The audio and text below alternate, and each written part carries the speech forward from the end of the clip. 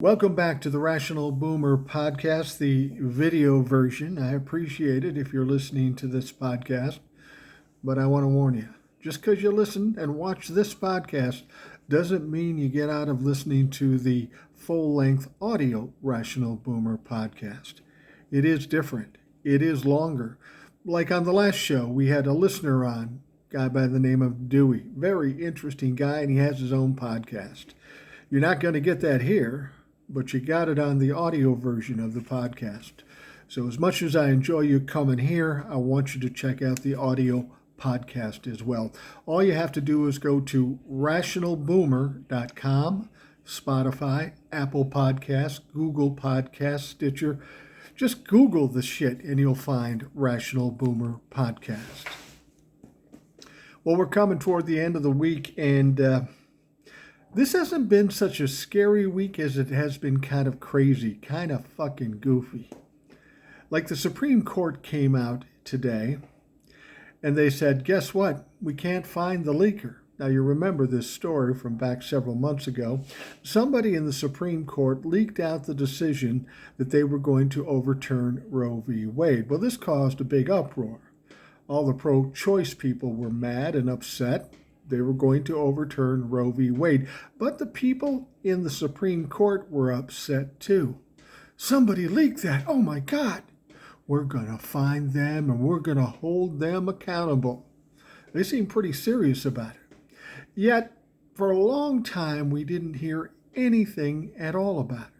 Seemed kind of strange that the Supreme Court of the United States couldn't find one leaker. A little later on, maybe a month or two ago, they said, we're getting closer. We may have found the leaker. Well, sweet. We would love to find out who leaked this information out. But today they come out and said, well, we looked all over the place, found nobody, have no idea who leaked this information. I think it's more that they didn't want to find out who leaked this information. They interviewed everybody. They checked everybody except the Supreme Court justices. And we all know who leaked this information. The guy who wrote the decision, that is Supreme Court Justice Alito. And why do we think he did it? Well, because he's got a track record of leaking shit, so of course it's him. He had this big decision. He had people on board in the beginning, but maybe somebody was trying to back off of it, and he thought he'd push the issue by leaking this decision. Now, this is a pretty serious breach of the Supreme Court, and the Supreme Court has a lot of problems already. Their credibility is in question. Their integrity is in question. We know they are partisan. We know they are corrupt. We know they have some criminality. We know that one is married to a fucking insurrectionist. So there's a lot to be questioned about the Supreme Court. And I have to believe if they came out and said, yep, Supreme Court Justice Alito did it, that might cause problems for the Supreme Court. So they're not going to do that. But that said, it's still pretty embarrassing that the Supreme Court, after 8-9 months, still cannot find who leaked this information out. You would think a department as big and powerful as the Supreme Court might do a better job. They might have a better handle on what's going on internally, but apparently they don't. I mean, the fact of the matter is, I've said this before, they're called the Supreme Court, but we don't have a Supreme Court anymore. They are partisan, they are corrupt, they are criminal, they are tied to insurrectionists. And that's a big problem for this country. This is a branch of the government that really helps to maintain democracy. And if they are unstable or lack credibility, so is our democracy. This is not something we can sit back and say, well, it'll get better. We can't do that. We've got to fix something. Unfortunately, the Republicans don't want to fix anything. They love the chaos. They love the uncertainty. They thrive on that shit. So that is one problem we have right now. One of many, all kinds of problems. And they all seem to come to the surface just recently. And that's what I've said about Donald Trump. If he did any service to the United States, it was exposing all the criminality, the corruption, the racism, the misogyny, the anti-Semitism. He brought that shit right to the surface like a fever blister, and as much as it's painful, it's good that we know about it. So now at least we can try to do something. That is, after the Republicans stop obstructing. It's going to take some time to work out of this. It's not going to be easy to do. But at least we know it's there, and we kind of have an idea what we need to do. So, of course, that fraud, George Santos, is in the news again. It seems like every day we've got yet another lie that George Santos said. I mean, we don't even really know if his name is George Santos. We don't even know if he's a citizen of this country. But George Santos said a lot of things in his resume and in his speeches, attempting to become a representative in the House of Representatives, which he accomplished, but he didn't do it the best way. There was a lot of lying, cheating, and stealing, which makes him the poster boy for the Trump-la-fuck party. Anyway, most recently, we are hearing now that he said his mom was a victim of 9/11. And that's funny because his mom wasn't even in the United States during 9/11. Then there's the talk of him stealing money from a homeless veteran's dog. Apparently, there was this homeless veteran who had a dog that was very important to him, and he had cancer or something along those lines, and people were worried about him. Somebody knew about a guy that raised money for sick animals, and his name was Anthony DeVolder. Well, that's not George Santos.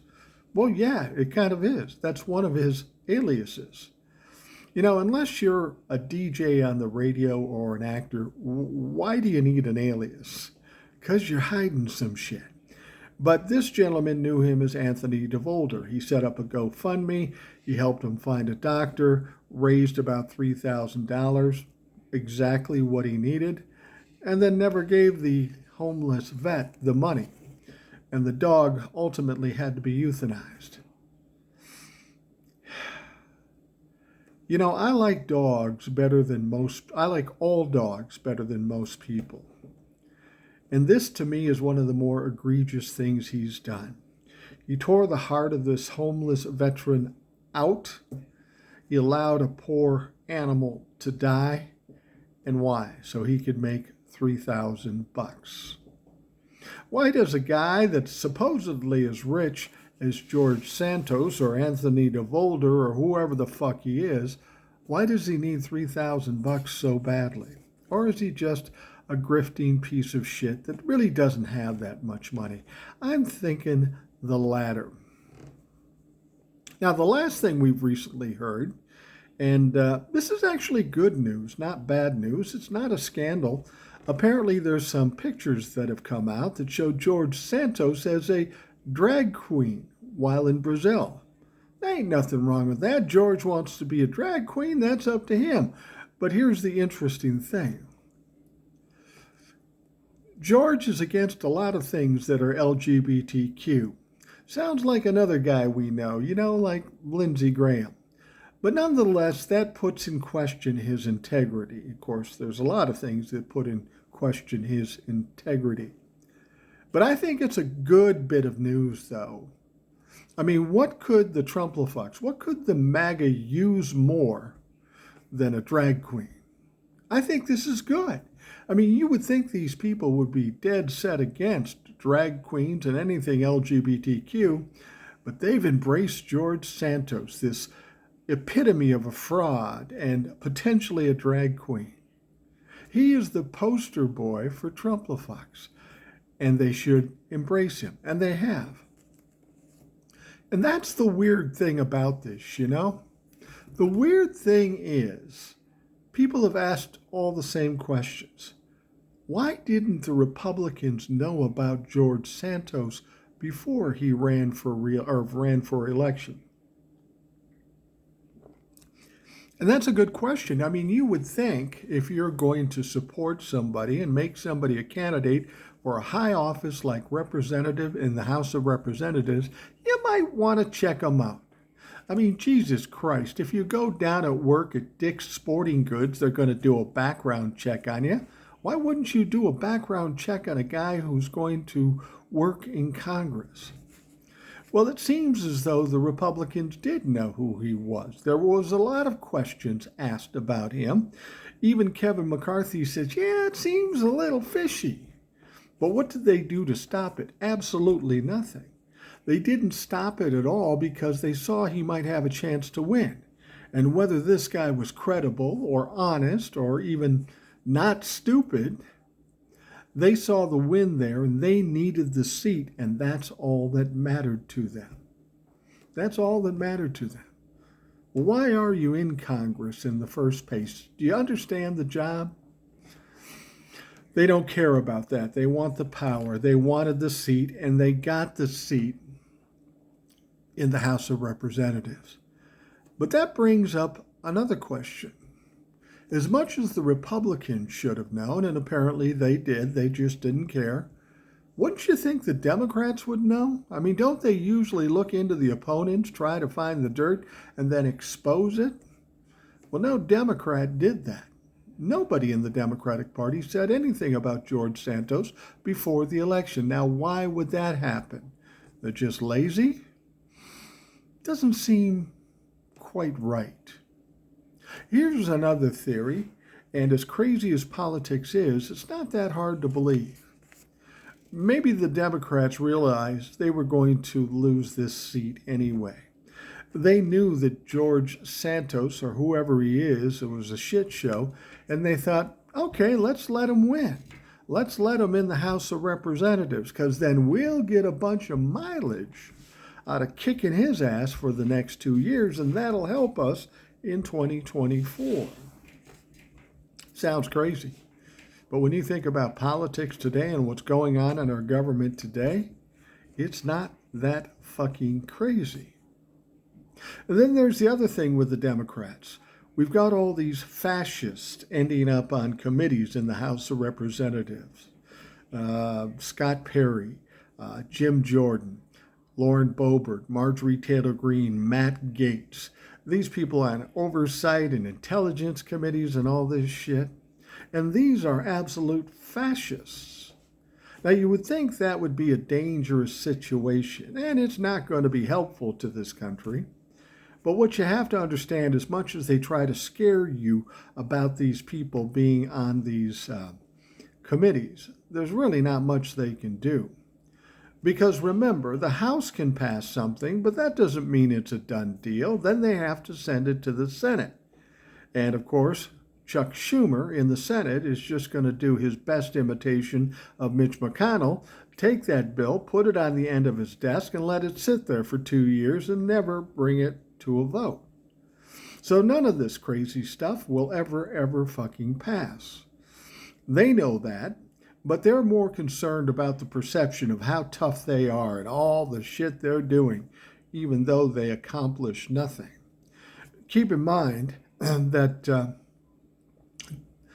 Joe Biden in the first 2 years of his administration was more successful legislatively than any president in history. Now it's going to go the other way. The next 2 years, virtually nothing is going to happen because the House of Representatives, led by the Republicans, is going to do nothing but fuck around and do stupid investigations. It'll go to the Senate and it will go nowhere. So for 2 years, nothing will be done for this country or for we, the people. So why are the Democrats not worried about that?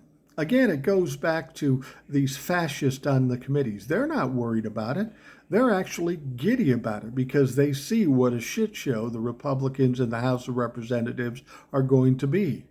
And again, they understand that that's going to be very valuable to them in 2024.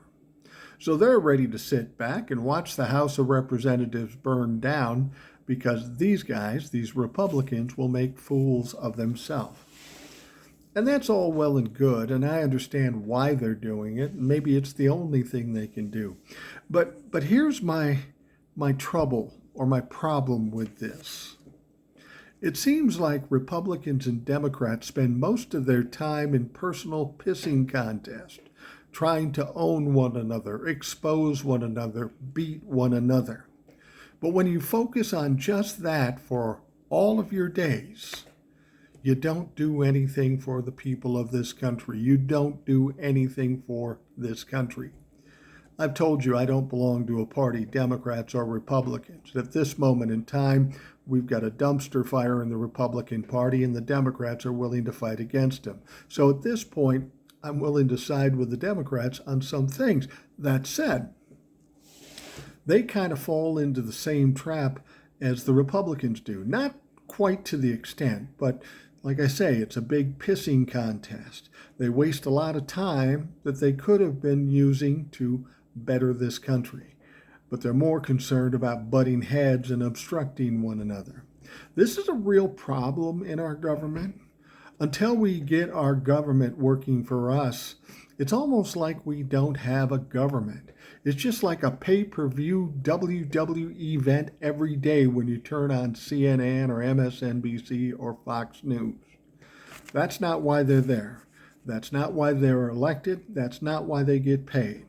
They are there to work to better this country and to help the citizens of this country. Last thing I want to talk about. We hear everybody screaming about, oh, we got to raise the debt limit. And that's true. We do have to raise the debt limit. Almost every year, we have to go back and say, we've got to raise the debt limit or it'll shut down our country and ultimately impact global economy. Well, that's a bad thing. We shouldn't do that, right? Now, the debt limit has been increased 78 times since the 1950s. It was increased 3 times under Donald Trump's administration and raised the debt limit $8 trillion over that 3 to 4 years. Now, each time that was done, there was no fight, there was no argument, there was no negotiations or debate about it. I mean, it was a foregone conclusion. We either can crash the world's economy or raise the debt limit. Seems like an easy choice. So here we are. Today, we reached the debt limit. We need to raise the debt limit again. But the Republicans don't want to do that, in spite of the fact that under Donald Trump, they did it 3 times with no argument. But now they don't want to do it. They want to somehow use this to make cuts in entitlements like Medicare or Social Security or those sorts of things, which is ridiculous because by raising the debt limit, it has nothing to do with future spending. It's all about monies already spent and approved by Congress. They all have said, yeah, we can spend the money on that. Go ahead, do the job. This is just about paying the bills we've already incurred, making sure that the United States pays its fucking bills. But right now, the Republicans don't want to do that. Not because they don't understand it, because they see an angle here, some leverage to try to get something they want. And the MAGA faction of this Congress is saying, no, we're not going to agree to raise the debt limit. We're going to crash the economy unless you start making these cuts and be responsible. Be responsible, fiscally responsible? You mean like when you raised the debt limit $800 trillion in 3.5 years? Or gave $2 trillion in a tax cut to the rich? You mean that kind of fiscally responsible? Fuck you. Fuck you. But they're going to play this out and they're going to try to get it done. Let me tell you something, though. The debt limit will be raised. It hit the debt limit today, and it's going to be a problem for a while. And Janet Yellen, the Treasury Secretary, can do some things and jerry-rig some things so we can get this, keep getting through up until early part of June.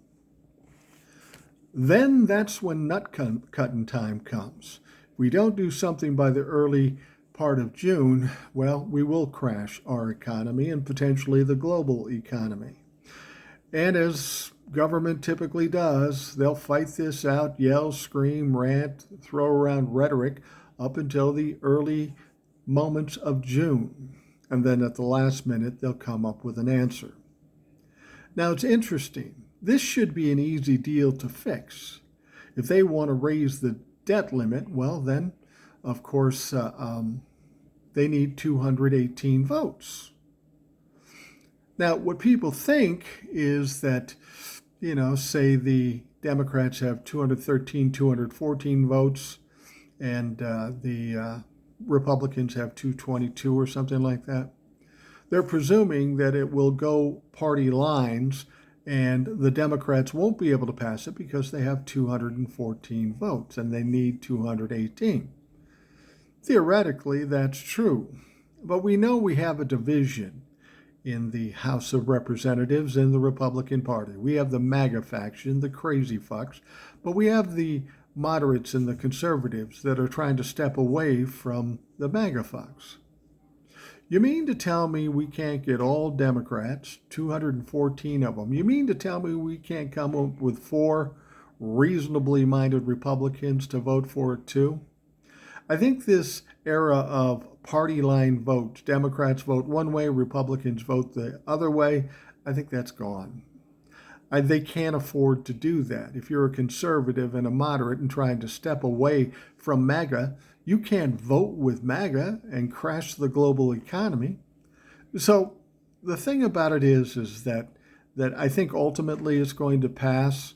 It may cost Kevin McCarthy his job because he'll have to agree to some kind of deal, and that'll piss off MAGA. Then MAGA will go to the motion to vacate, where only one person has to say, we need a vote of no confidence of Kevin McCarthy, and then he'll be out on his ass, and they'll spend the next 2 weeks trying to come up with a new Speaker of the House.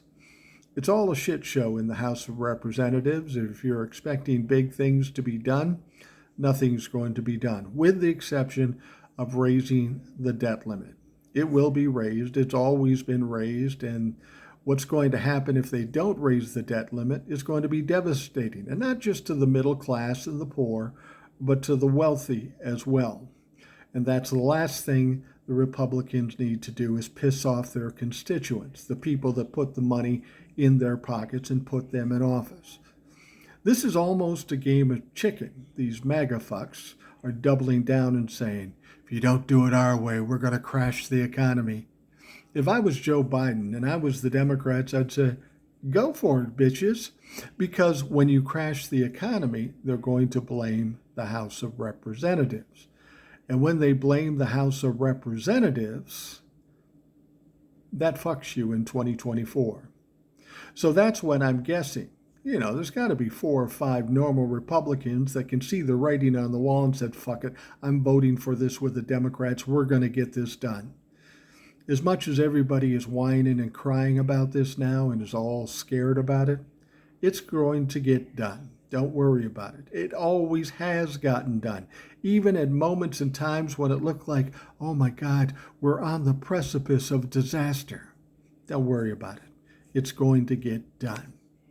All right, we're going to wrap up the Rational Boomer podcast, the video version. I want to thank you for joining me. I want to encourage you to check out the Rational Boomer audio version. You can get that at rationalboomer.com. Go to Spotify, go to Apple Podcasts, Google Podcasts, Stitcher, whatever you want. Just Google Rational Boomer Podcast and you will get there. I hope you have a great day, and we'll talk to you again soon.